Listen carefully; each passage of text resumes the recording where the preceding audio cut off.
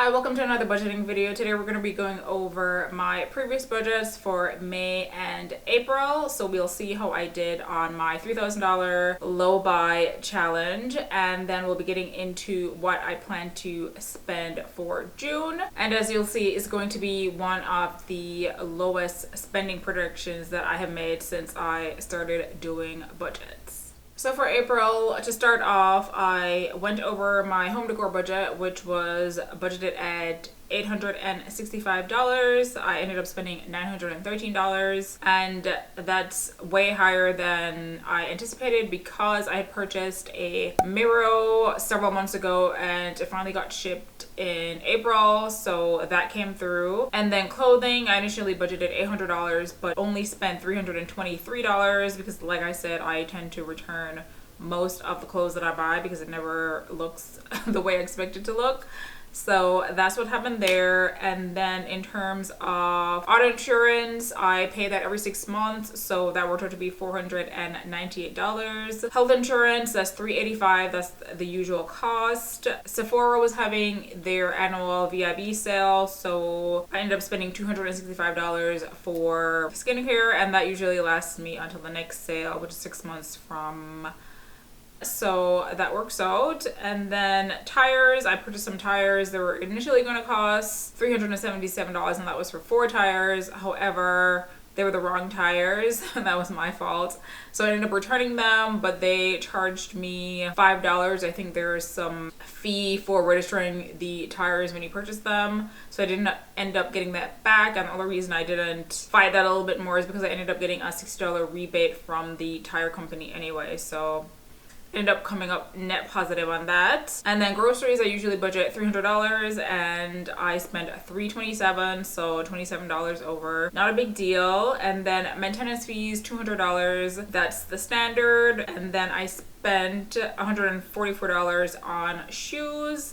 Gas worked out to be $143, so $2 less than I budgeted. And then hair care, I budgeted $104 and I ended up spending $194 because I purchased Olaplex during the Sephora VIB sale, and then I stocked up on some of my favorite conditioners for the year from Curl Junkie, so that's why that's a little bit higher than normal. Then gym, $75, and as you'll see in the next few budgets, I ended up canceling my gym membership, so this was the second to last month of me paying. And then cell phone, $70 for 2 lines. Vitamins and supplements, $52. Internet is $50 as usual. Utilities, I ended up spending $49. Gifts, $45. Dental insurance, $37 as usual. And then I had a $30 copay for the doctor. My home insurance works out to be $28 a month, even though I paid annually. And home supplies, I spent $25 on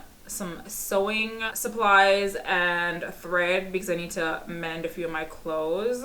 And then newspapers and magazines, $19. That's pretty standard. I ended up having to pay some taxes, and then car maintenance, which is oil changes, works out to be around $10 to $11 per month. And then I ended up selling some stuff on eBay, so the fees worked out to be $7. And then in the same line, I spent $4 on shipping for whatever was purchased. And then I spent a few cents on coffee because I think I had a gift card, so I just paid the extra with my credit card. So that's that. And then I spent $40 to rotate my tires from winter to all season tires. Makeup, spent $31. I don't really buy makeup anymore, as I mentioned.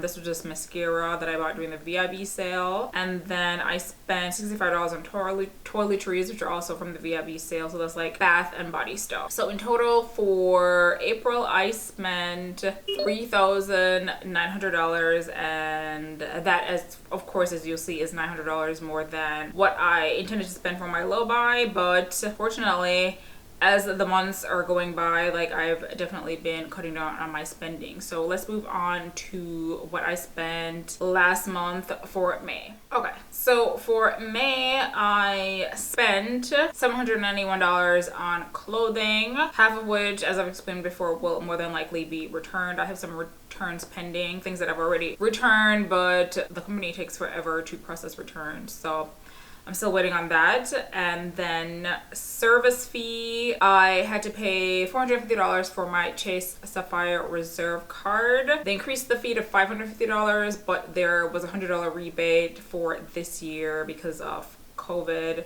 And there was one also for last year because of COVID. But going forward, I think they're going to increase the fee to the regular $550. So we'll see how I feel about the card then. Next up, insurance, $385 as usual. Car service and parts, $376. I had to replace the shocks on the rear wheels of my car. And then groceries, I actually went under budget this month, so $233 for groceries versus the $300 that I usually spend. Tires, I ended up only needing to replace 2 tires, so I bought the correct tires and those cost me $202. Maintenance and fees, $200 as usual. Gas came in under budget at $125 versus $145. Insurance, that's a sinking fund because as you saw previously, I already paid for 6 months prior, so this is just kind of like a rolling tally, but it works out to be $83 a month. And then homeware, $72. I just made a purchase yesterday actually from H&M, and that's pending. Cell phone, $70 for 2 lines as usual. Gym was prorated to $66 because, as I mentioned, I canceled my gym membership, so this is the last month. So you'll see on the June budget that this line item won't be there anymore. Then internet, $50 as usual. Utilities ended up costing me $45, so $5 less than anticipated. And then lawn and garden, this is like a new category for me. I just came back from purchasing some plants for my house and then some planting tools like cutters and a trowel, so that's going to be about $50 and that's still pending. Business equipment, I spent $48 on a dress form for my eBay sales, just so that it looks a little bit more professional when I'm taking photos for clothing, etc. And then I spent $43 on toiletries. Let's see.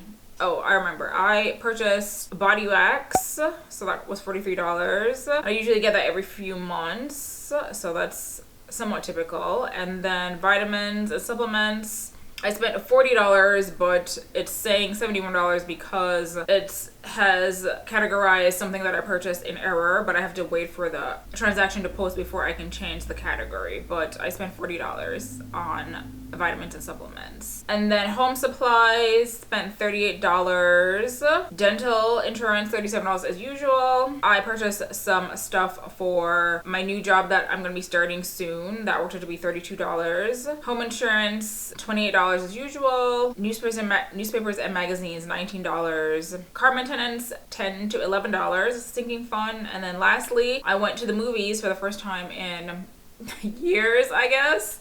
And that cost me $9, and I went to see Wrath of Men, which was fabulous. If you like Jason Statham or Guy Ritchie films, that's one to watch. So in total, I spent $3,523 for May, so a little bit less than the previous month, so I'm getting there. All right, next up is going to be the budget for June. Okay, so June is going to be the first month that I am 100% embracing my low buy intentions. So as you'll see, I don't have anything categorized for extra spending. I only have my basic expenses listed because I don't plan to buy anything extra. Sometimes I do end up buying things extra, not because I'm actually shopping, just because other things come up. But we'll see. Either way, I believe that I can stick to the $3,000 limit that I've set for myself in June. So let's see what the plan is. So